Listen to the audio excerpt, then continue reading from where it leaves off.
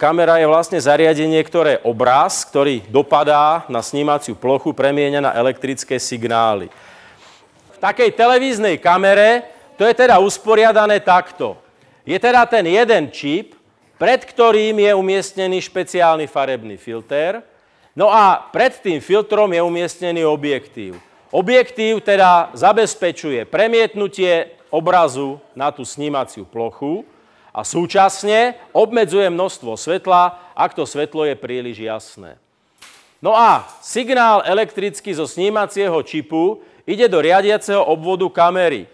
Riadiaci obvod kamery musí urobiť veľmi dôležitú vec, ten elektrický signál z čipu vyčítať. No a práve ten riadiaci obvod v televíznej kamere musí vyrobiť signál pri tie jednotlivé televízne riadky.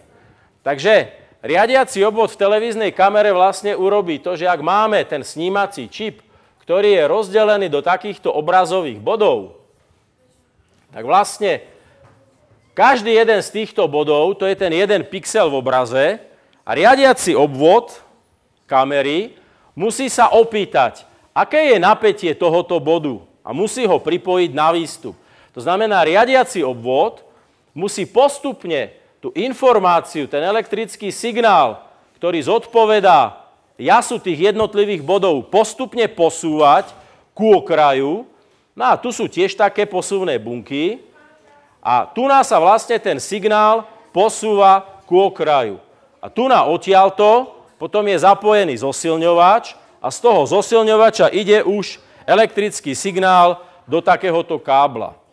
A ten riadiaci signál, ten riadiaci obvod kamery, ešte k tomu videosignálu, čiže k tomu elektrickému signálu, ktorý zodpovedá jasu, ešte musí potom pridať ďalšiu informáciu.